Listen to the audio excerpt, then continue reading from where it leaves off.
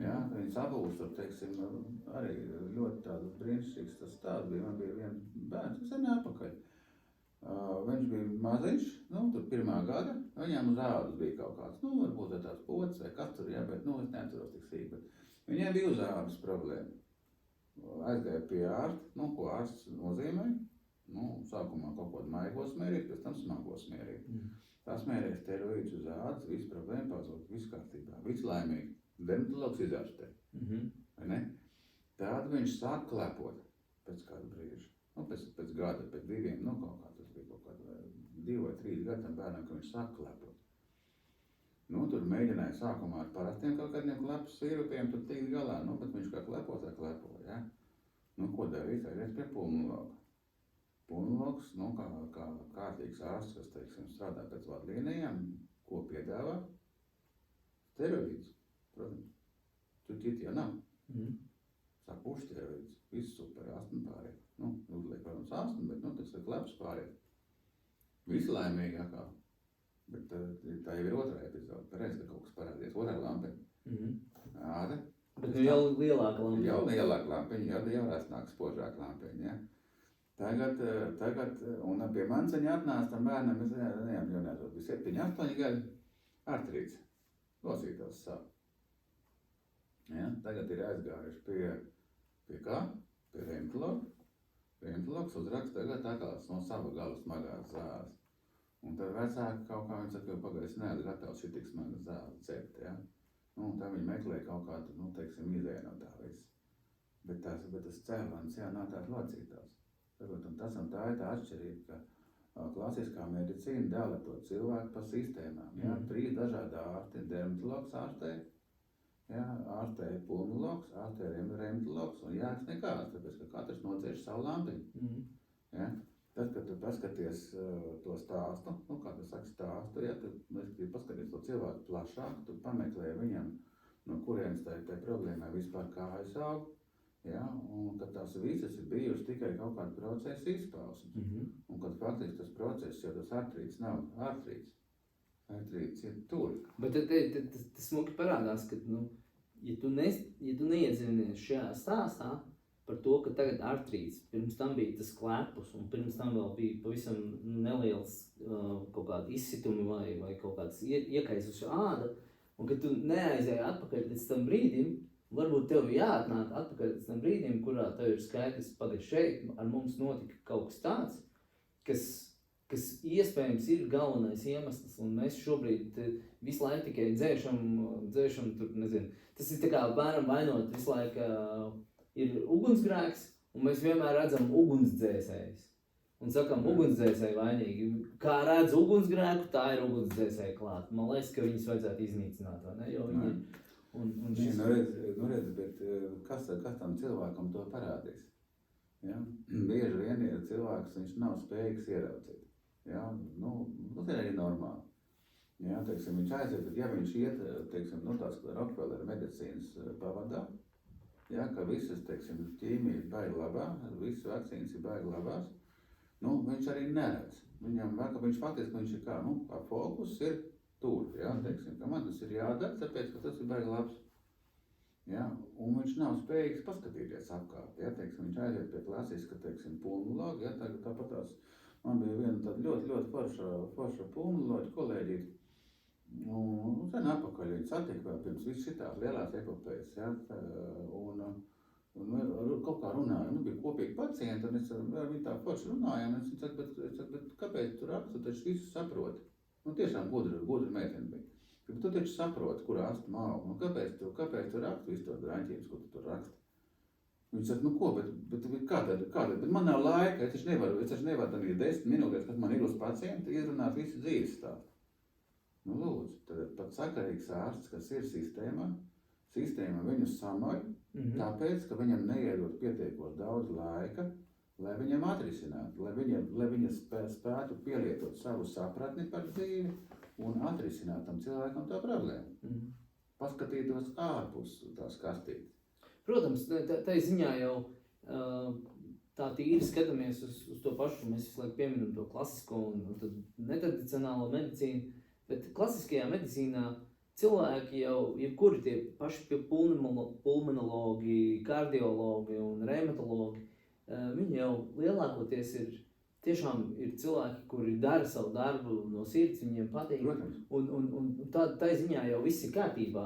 Vienkārši jāsāk saprast, ir bišķiņ tas plašāks konteksts par to, ka mēs neesam molekulu un atomu kaut kāds kombinācija, kur vienu daļu izņem ārā, tev saplīs gūža, nu mēs to varam mierīgi izdarīt, mēs varam šito izdarīt, mēs varam tur to izdarīt, un tur mēs varam ar krēmiem uzsmērēt, reku mums tādas zāles, to visu mēs jutīsimies labi, kad mēs nesākam saprast par to, ka mēs primāri esam enerģijas nesēji sevī, un ka veselums ir tad, ja mums enerģija plūst bez aizšķēršļiem un bez kaut kādiem blokiem. Un ja tas viss notiek, tad mēs esam veselumā, un ja gadījumā mums ir kaut kas mums kaut kādu iemeslu dēļ, savu dzīvesveida dēļ vai jebkuru citu faktoru dēļ ir traucēta, mēs kļūstam slimi. Bet bieži vien mēs kļūstam slimi vēl ilgi, pirms mēs piedzīvojam tās saucamās klasiskās izpausmes. Jo tad, kad mēs piedzīvojam klasiskās izpausmes, mēs bieži vien, un tas ir varbūt tas pats paradoxālākais, ir, ka tās lietas, kuras mēs redzam kā simptomus, bieži vien ir ķermeņa terapija. Tas ir tas, kā ķermenis sevi mēģina atjaunot, izveseļot, un viņam nav citu veidu, kā to darīt. Un tas ir vienīgais loģiskākais izpausmes veids, kāds var būt. Mums tas ir jāsaprot, ka šis ir mūsu ieprogrammēta. Jā un nē, jo, teiksim, ja mēs runājam, piemēram, par temperatūru, vai, teiksim, kaut kā tur akūtu klapu, kaut kādām akūtām lietām, tad ir drīzākais, ka tas tā ir, ka ķermenis vienkārši, viņš kaut ko tur, vienkārši pārstartē sevi. Vai ļoti, teiksim, tāds klasisks lieta ir mazu bērnu, teiksim, tās 1 dienas vai 2 dienu temperatūras, kad viņam tikai temperatūra un nekas cits. Ja? Kas tas tāds ir? Ja, to visi zina, tu zini vecāki, to zina klasiskie ārsti, ka tas tā notiek. Ja, izskaidrojumi tam īsti nav. Ja? Faktiski izskaidrojums varētu būt tāds, ka tas bērna organisms, viņš kaut ko tādā veidā sevi izmaina. Un mums ar temperatūrai nav jāķerās klāt, ja tur nav kaut kāda, teiksim, dzīvības briesma tam bērnam. Ja, tas, ka mēs ieraugam tur kaut kādu konkrētu ciparu, tā termometru, un kas? Ja bērns jūtās labi, man ir bijuši tādi, kas kabinetā iet tā kā vilciņi ar visiem 40. Ja? Es nezinātu, ka tur ir 40, un es, teiksim, nepielikt tam bērnam roku un nejust, cik viņš ir karsts, tad es domātu, ka viņš ir pilnībā vesels. Ja? Bet tad tas arī tas cipars neko nenosaka. Nosaka tikai tā cilvēka, tā paša pacienta vai tā bērna pašsajūta. Ja? Un tur, protams, ka nevar tā viegliprātīgi arī, tur bišķi jāpasako līdzi. Mēs jau vispārīgi, mēs jau šeit neārstējam, mēs tas konceptuāli runājam. Bet zin kā, tas ir jāpasaka, tāpēc, ka, kāds skatās, un tad viņš tā paņem pa vienkāršo, un tad regu mēģinās tomēr teikt, ka tā var, ja? Tomēr jebkurā akūtā situācijā ir jāpasako tomēr līdzi tam stāvoklim, to nevar tā vispārināt, ja? Bet katrā ziņā, teiksim, arī tā akūtais kleps, ja viņš ir, teiksim, reizi gadā, ja, tas nav nekas tāds.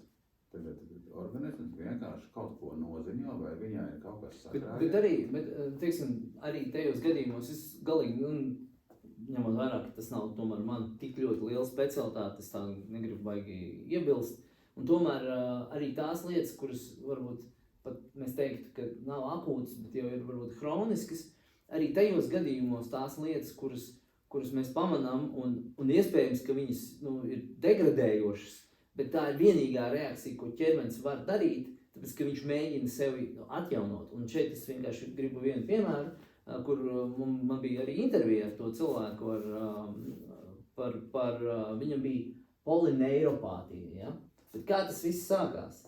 Un tā savā ziņā pat nejaušība, ka viņš vispār uzzināja par to, no kurienes tas viss nāk. Protams, neviens ārsts neko nezina, pat nav versijas, no kurienes tas ir, ja? Bet tā ideja tāda, viņam bija, viņš spēlēja futbolu, vispār ļoti sportisks, ļoti tā kā viss cauri perfekti vesels cilvēks.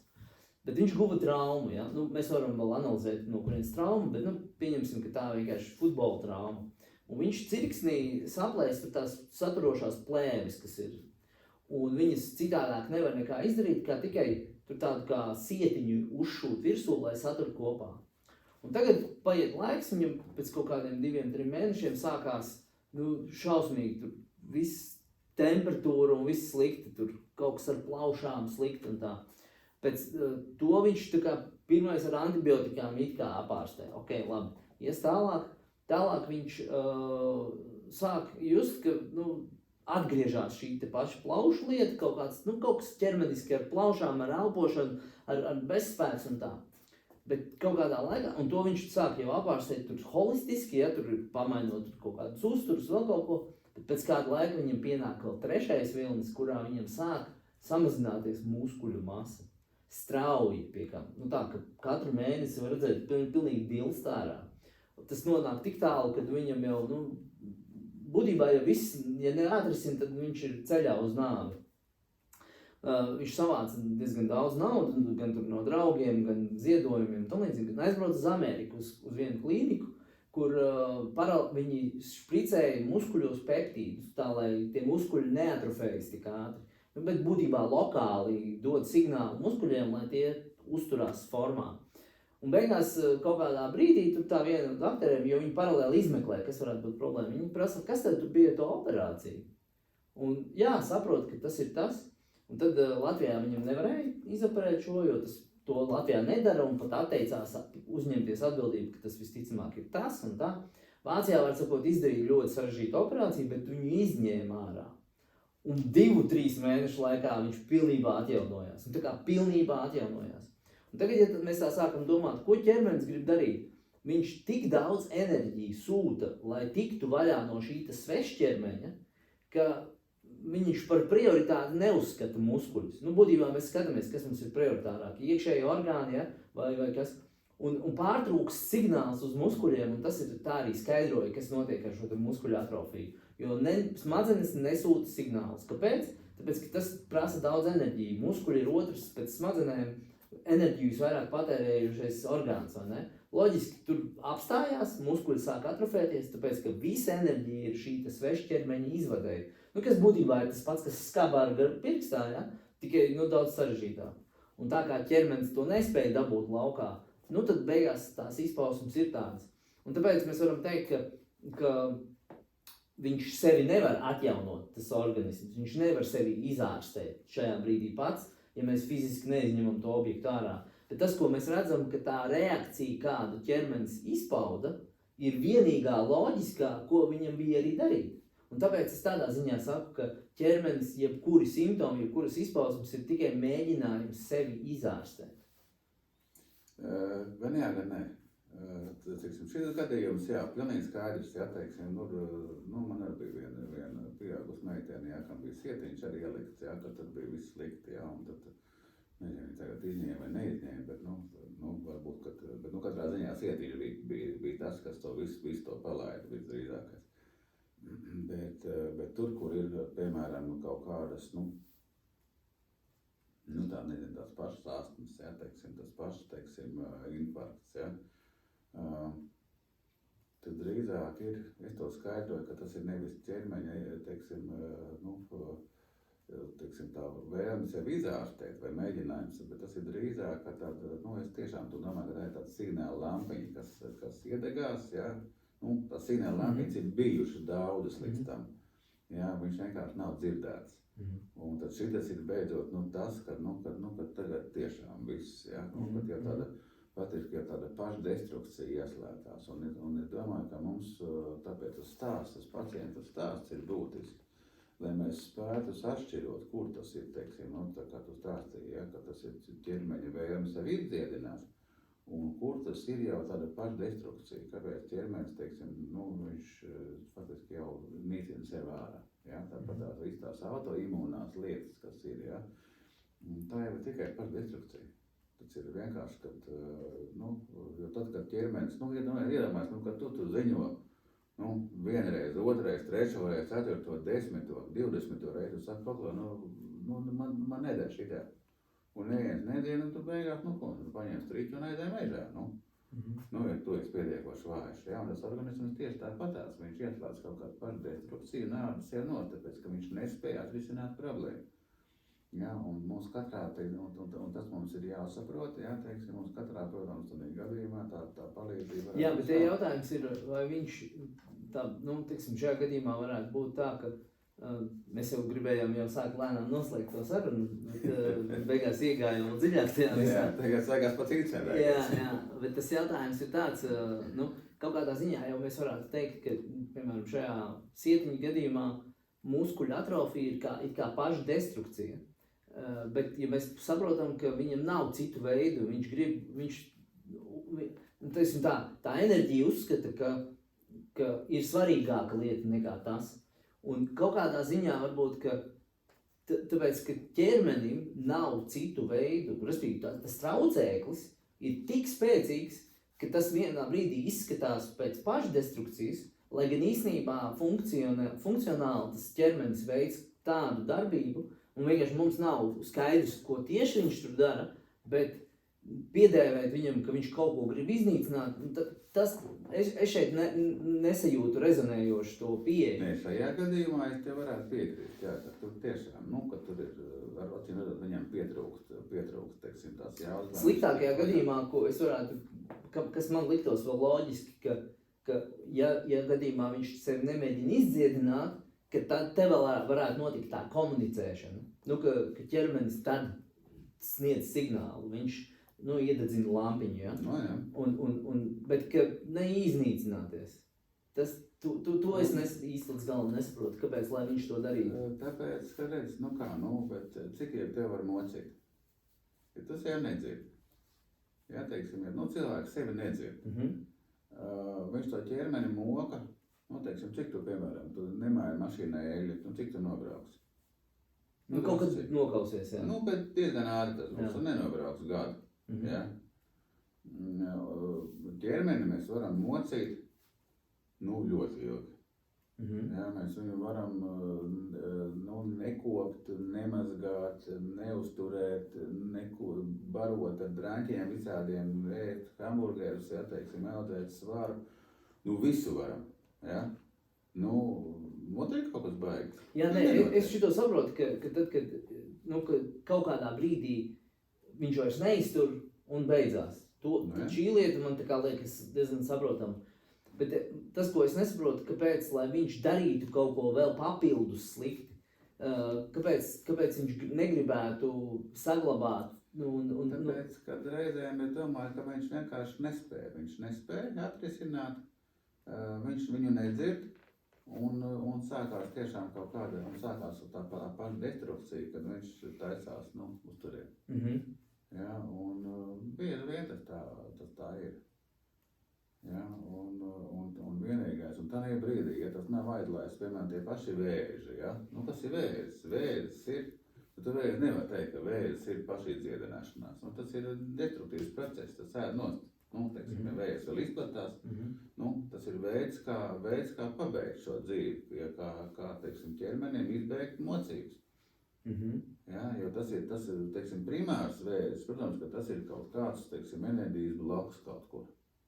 Ja, par to arī bijuši ziņojumi, tev ir teikts, paklausies, nu, tur dzirdi šito, nu, dzirdi, nu, neiet, nu, nav forši, un tā. Ok, labi, nu, bet nav tik slikti, lai nevarētu būt vēl sliktāk un dzīvo nost tikai, ja. Un tad beigās ir vēzis.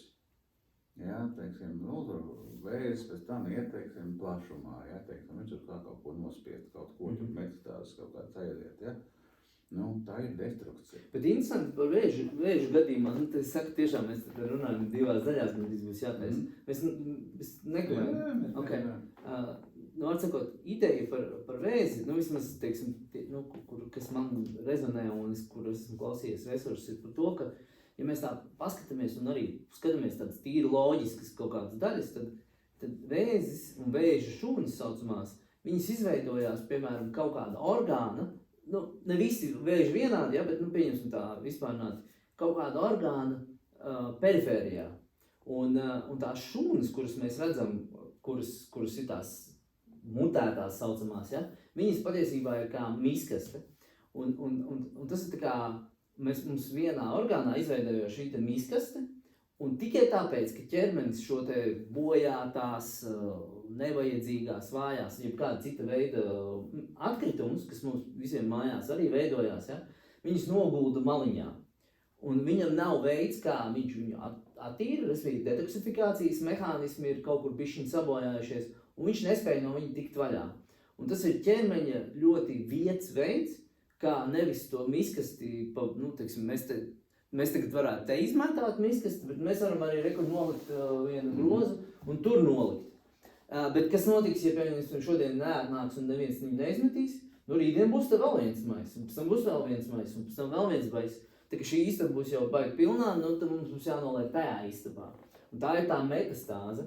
Un kas šo te mazliet tā kā apliecina par to, ka kā veidojās metastāzes.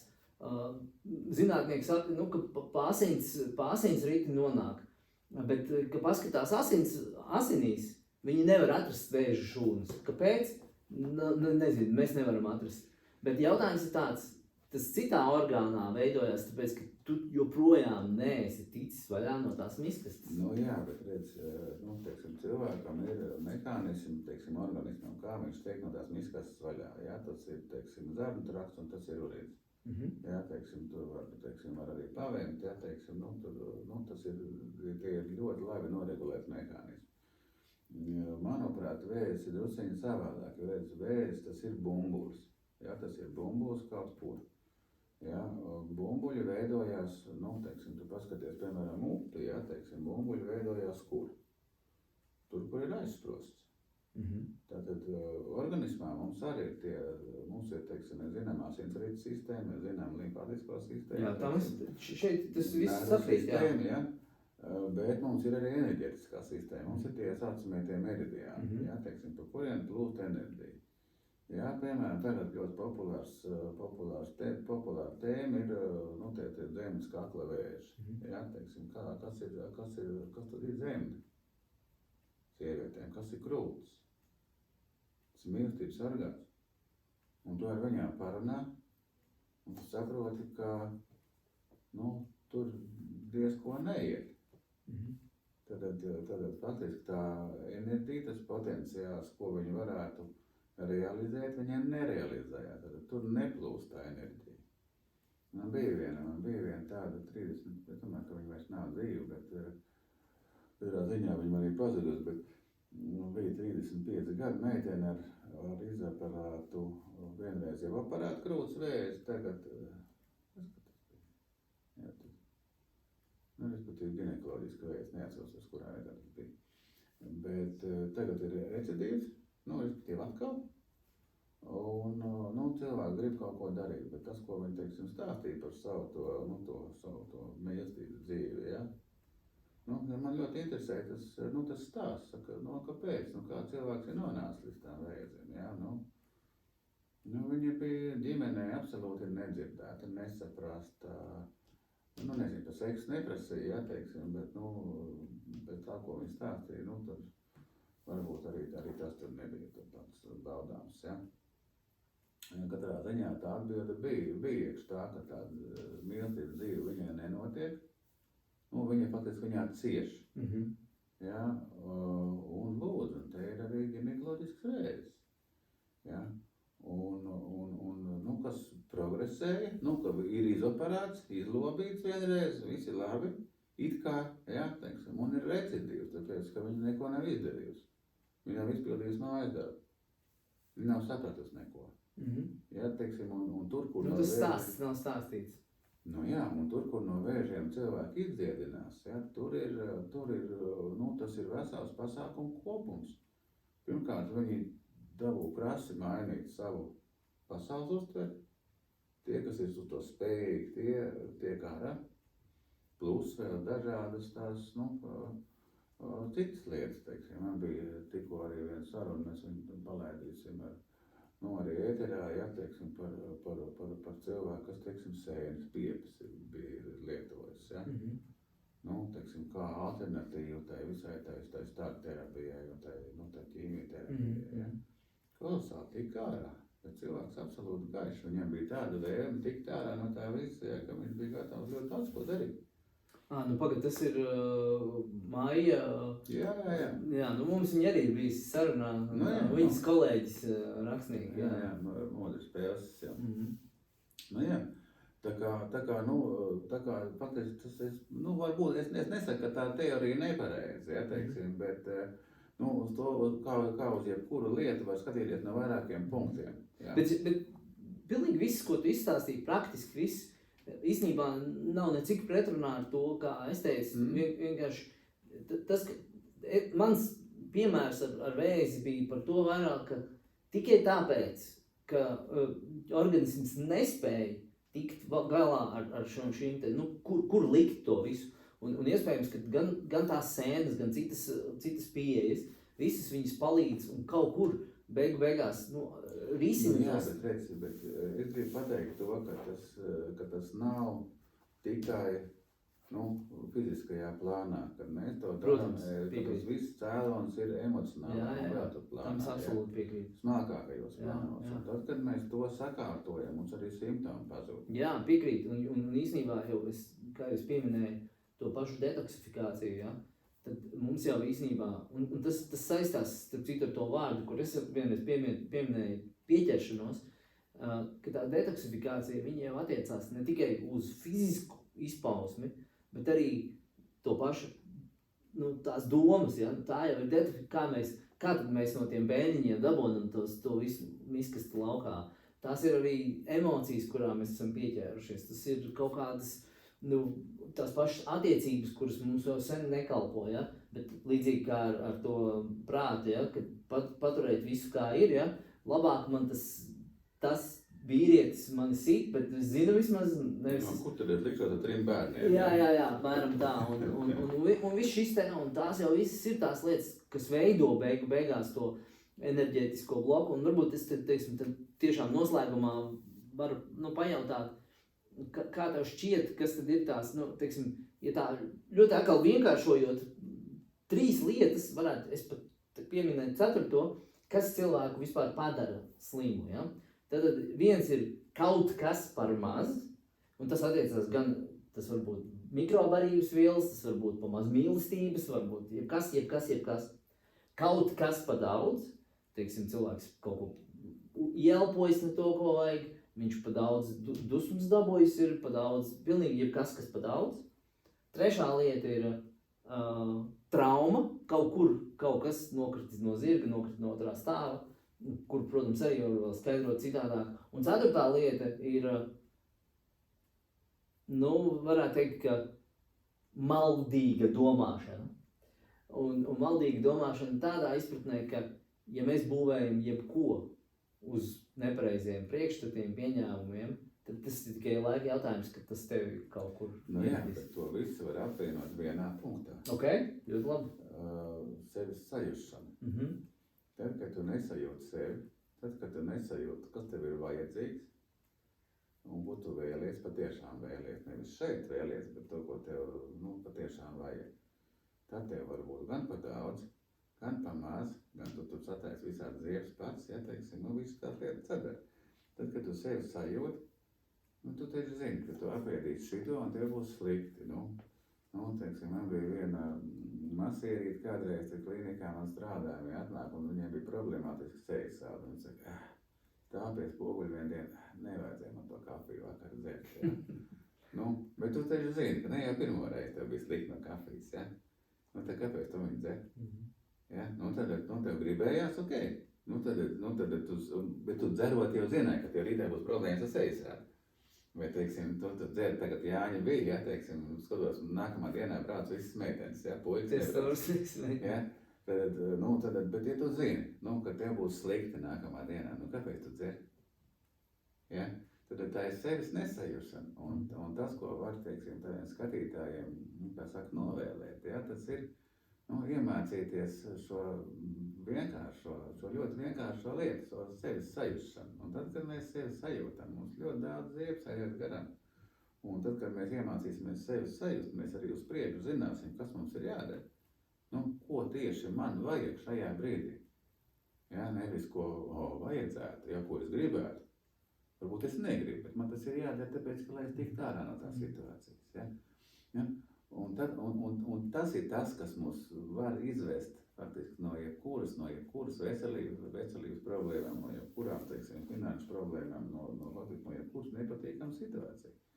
Tā kā mācamies sev sajust. Super, lieliski, noslēgumā. Mēģinam sevi, nevis mēģinam, bet ejam uz to, lai sajust sevi. Paldies! Jā, lūdzu. Paldies tev!